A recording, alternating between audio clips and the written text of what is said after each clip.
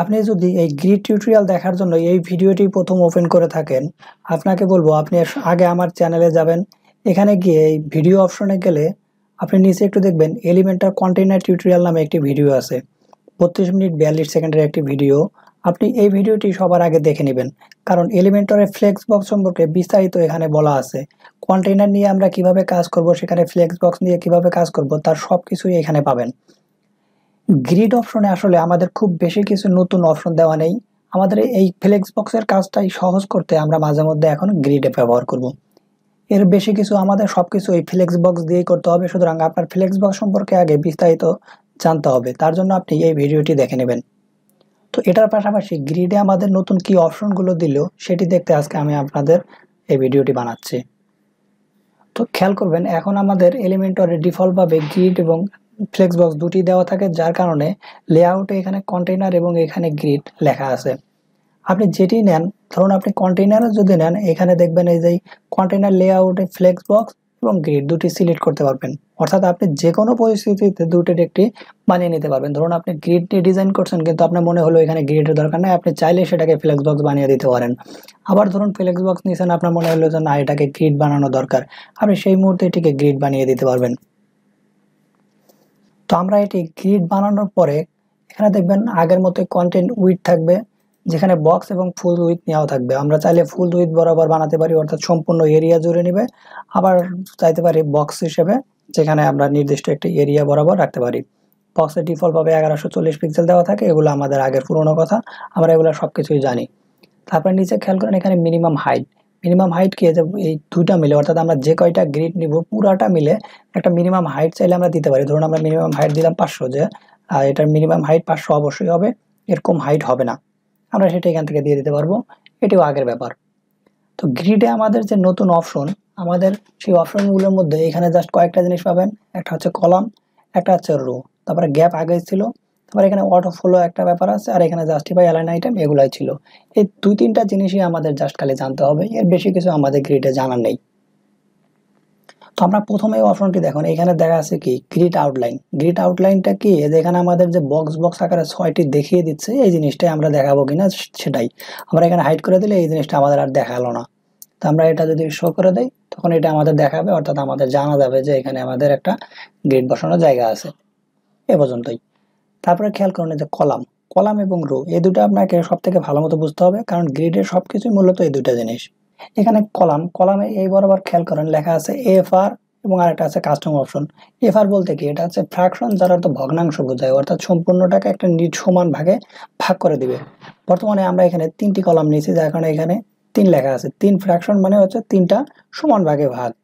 আমরা যদি এটাকে 4 দিয়ে দেয়, দেখুন 4টা কলাম হয়ে গেল। 5 দিয়ে দিলে 5টা কলাম হয়ে গেল। আমরা এক কলামে এখন কয়টি আইটেম নিব, আমাদের আর ওই ফ্লেক্স বক্স দিয়ে একটা একটা করে নতুন করে ভাগ করতে হবে না। এখানে জাস্ট আমরা লিখে দেবো এই কটা কলাম চাই, সেই কটা কলাম এখানে চলে আসবে। ধরুন আমরা এখানে 4টা কলাম চাইলাম, আমরা এভাবে 4টা দিলাম। তারপর নিচের রো, আমরা কয় রো চাচ্ছি, যেমন বর্তমানে 2 রো দেওয়া আছে, এখানে 2 রো চাচ্ছি, এখানে আমরা সেভাবে 4টা রো দিলে এভাবে 4টা রো হয়ে যাবে। এখন এটা হচ্ছে সমান ভাগে ভাগ, কিন্তু আমরা তো সবসময় সমান ভাগে ভাগ চাইবো না। আমরা ধরুন এটা 2 দিয়ে রাখতেছি, 2টা রো থাকুক। এখন কাস্টম ভাবে আমরা এগুলো যখন চাবো যে আমরা আমাদের নির্দিষ্ট পরিমাণ কলাম করে চাই এক একটা, তখন এইখান থেকে আমরা ফ্র্যাকশনটা সিলেক্ট না করে আমরা সিলেক্ট করে দিব হচ্ছে এই কাস্টমই। তারপরে এইখানে আপনি ঠিক যেভাবে চান, ঠিক সেভাবে নিজের মনের মতো করে আপনি কলামগুলো বানিয়ে নিতে পারবেন।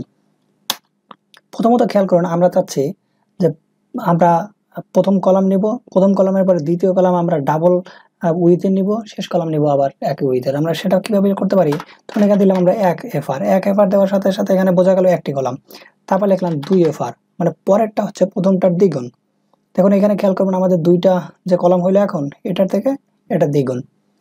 তারপরে যদি আবার লিখি 1 এফআর, তাহলে এখন হবে 3 ভাগে ভাগ, যে প্রথম দুটা হচ্ছে 1 সমান, তারপরটা হচ্ছে ওগুলোর ডাবল। আবার তারপরে যদি আরো একটি নিতে চাই 2 এফআর, খেয়াল করুন প্রথমটা এ দুটো 1 সমান, এ দুটো 1 সমান। আপনি যেভাবে দিতে চান, এটা হচ্ছে এফআর, একটা নির্দিষ্ট ভাগ, সেভাবে আপনি দিতে পারেন। তারপরে গেল এফআর, এবার আপনি চাইলে পার্সেন্টেজেও দিতে পারেন।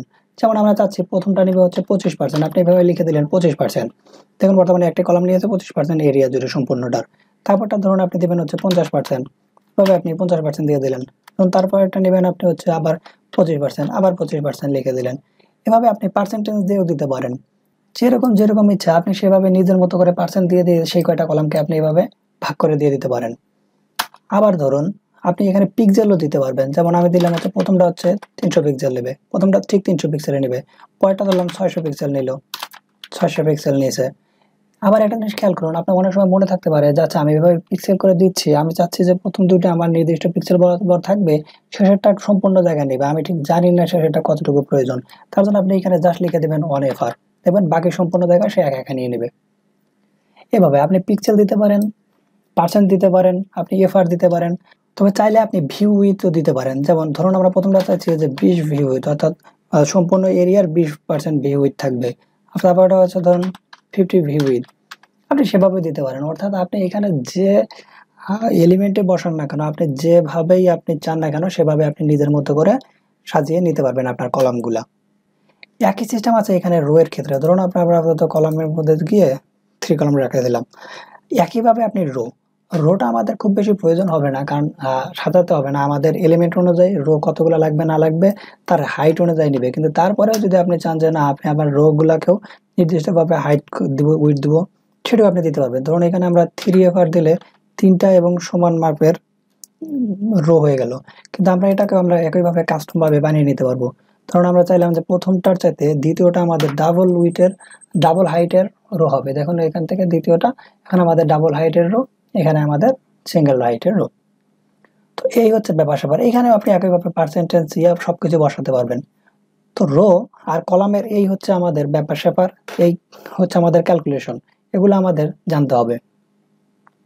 এখান থেকে গ্যাপ, তো গ্যাপ আপনি যত মন চায় সেভাবে আপনি গ্যাপ দিতে পারবেন, 10 দেবেন না 20 দেবেন না কি দেবেন, আপনি সেই অনুযায়ী এখানে গ্যাপ দিলে গ্যাপ নিয়ে নিল, রো একটা গ্যাপ, কলাম একটা গ্যাপ। তারপরে এখানে এখন আমরা ধরুন কিছু এলিমেন্ট অ্যাড করি।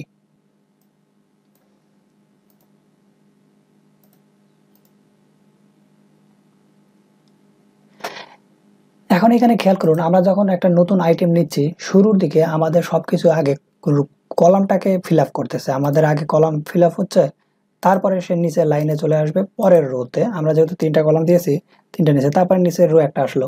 কিন্তু আপনি অনেক সময় চাইতে পারেন যে না আমি আগে 3টা রো নিব, তো আমি আগে রো গুলাকে ফিল আপ করবো, তারপরে আমি আমাদের কলাম ফিল আপ হবে।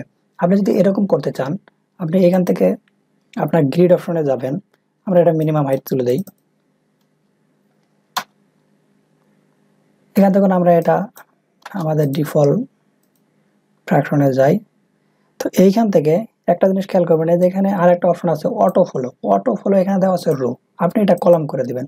তখন কি হবে, আগে আপনি যখন ডুপ্লিকেট করবেন আপনাকে আগে রো ফিল আপ করবে, তারপরে আপনার কলাম ফিল আপ করবে। যেহেতু আমাদের দুইটা রো ছিল সে কারণে আগে এই 2টা রো ফিল আপ করছে, তারপরে কলামে যাচ্ছে। এটা বুঝতে ধরুন আমরা এখানে 3টা যদি রো নেই, এবার ডুপ্লিকেট করলে দেখবেন আগে কিন্তু আমাদের রো বরাবর নিচ্ছে, অর্থাৎ এখানে আগে রো ফিল আপ হচ্ছে, তারপরে এখানে যদি আরেকটা ডুপ্লিকেট করি প্রথমটাতে যাবে।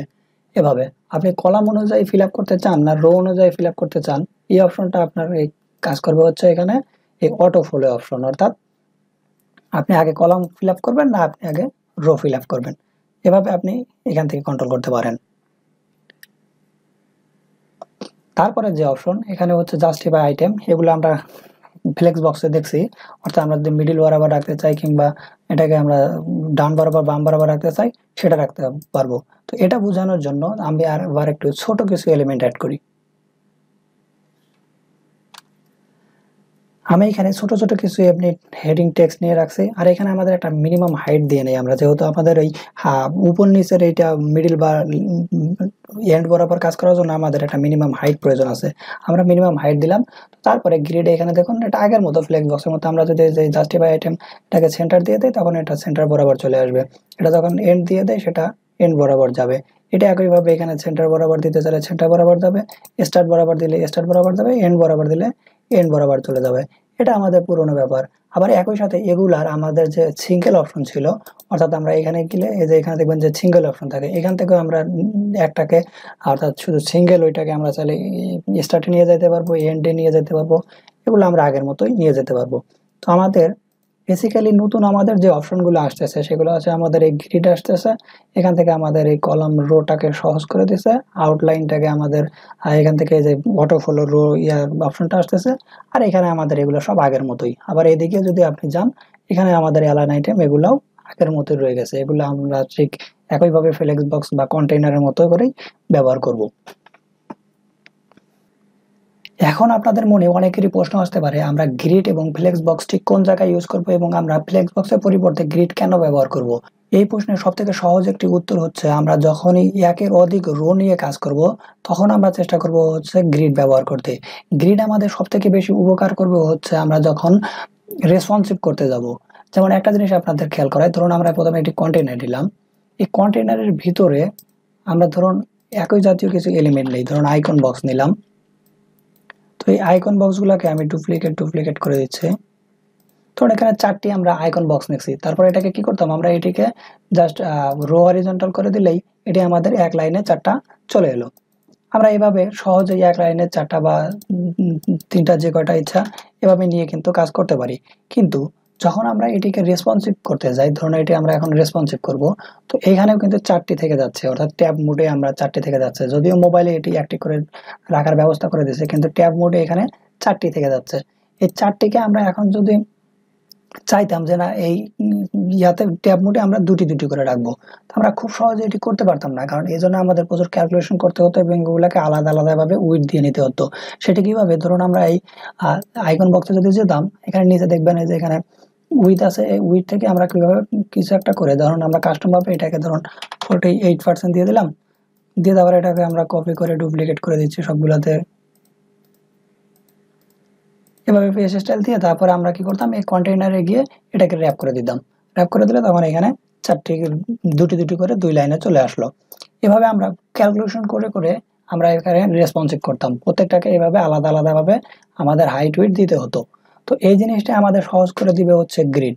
ধরুন আমরা বর্তমানে এগুলাকে যদি এখন গ্রিড বানাই, এই ফ্লেক্স বক্সটাকে আমরা যদি এখন এটাকে গ্রিড বানিয়ে দেই, তখন এখানে ধরুন এক কলামে আমরা 4টা রাখতেছি, এখানে রো থাকবে 1টা।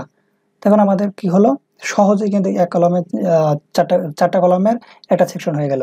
কিন্তু যখন আমরা এটাকে রেসপন্সিভ করব, যেহেতু এটাকে আমরা একটু আগে 50% করে দিয়েছি, এটাকে আমাদের ডিফল্ট উইডে নিয়ে যাই। তো যখন আমরা এই ট্যাব মোডে আসলাম, আমরা কি করতে পারি, আগের মতো আমাদের ক্যালকুলেশনের প্রয়োজন নাই, জাস্ট এখান থেকে আমরা কলামটাকে এবার বানিয়ে দেবো 2টা কলাম, যে এখানে 2টা কলাম আর এখানে হবে হচ্ছে 2টা রো, ব্যাস হয়ে গেল আমাদের 4টা।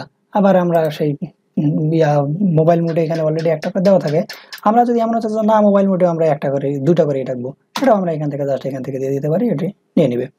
অর্থাৎ আমাদের এই রেসপন্সিভটাকে আরো অনেক সহজ করে দেয় এই গ্রিড অপশন। তো একই ধরনের এলিমেন্ট যখন আমরা একের অধিক রো নিয়ে কাজ করতে যাব, তখনই আমরা গ্রিড ব্যবহার করার চেষ্টা করব। মূলত আমরা যে কোনো সময় আবার গ্রিড থেকে ফ্লেক্স বক্সে ফিরে আসতে পারি। সুতরাং আমরা জাস্ট আমাদের কাজের সুবিধার্থে দেখে নেব কোন কাজটি আমাদের এখন করতে সুবিধা হচ্ছে, কোনটির মাধ্যমে করলে একটু আমাদের বেশি পরিশ্রম করতে হবে, যেটাতে আমাদের পরিশ্রম কম আমরা সেটাতে ব্যবহার করার চেষ্টা করব। তো এই হচ্ছে আমাদের মূলত গ্রিডের ব্যবহার।